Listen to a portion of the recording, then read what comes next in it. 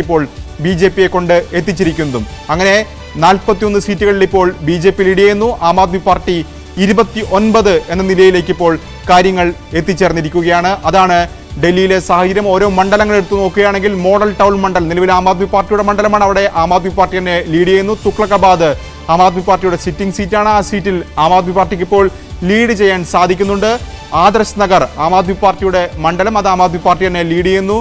ബിജ്വാസൻ മണ്ഡലം അത് ആം ആദ്മി പാർട്ടിയുടെ മണ്ഡലമാണ്. നിലവിൽ അവിടെ ബി.ജെ.പി ലീഡ് ചെയ്യുന്നു. ഡൽഹി കണ്ടോൺമെന്റ് ആ മണ്ഡലത്തിൽ ഏതായാലും ആം ആദ്മി പാർട്ടി ഇപ്പോൾ പുറകിലാണ് എന്നുള്ളതും കൂടി പ്രധാനപ്പെട്ട കാര്യമാണ്. മുൻക മണ്ഡലം ആം ആദ്മി പാർട്ടിയുടെ കൈവശത്ത് നിന്ന് ബി.ജെ.പി ലീഡ് ചെയ്യുന്നു.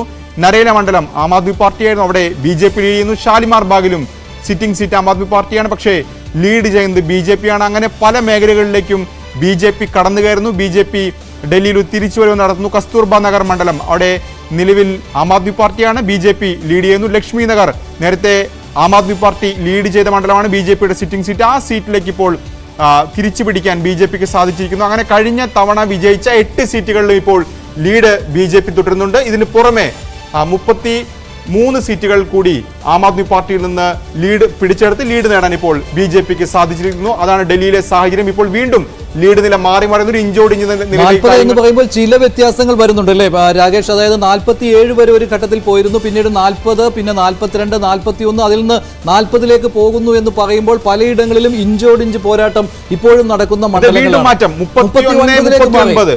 അപ്പോൾ ആ ഈ ഒരു സാഹചര്യം ഇതിൽ നിന്ന് വീണ്ടും കുറയുകയാണെങ്കിൽ ഡൽഹി ഒരു തൂക്കുസഭയിലേക്ക് പോകുമോ? അത്തരം സാഹചര്യത്തിലേക്ക് എത്തുമോ? പക്ഷെ അങ്ങനെ ഈ പലയിടങ്ങളിലും ചെറിയ മാർജിനാണ് ഇപ്പോഴും ഉള്ളത്. ചിലയിടങ്ങളിൽ ഇനിയും റൗണ്ടുകൾ ബാക്കിയുണ്ട്. അങ്ങനെ വരുമ്പോഴും 40ലേക്ക് ബി.ജെ.പി കയറിയിട്ടുണ്ട്. കൂടുതൽ മണ്ഡലങ്ങളിലും ഓരോ റൗണ്ട് കഴിയുമ്പോഴും ആ ലീഡ് നിലനിർത്തിക്കൊണ്ട് പോകാൻ കഴിയുന്നുണ്ട് എന്നുള്ളത് ബി.ജെ.പിക്ക് അനുഗ്രഹമാണ്.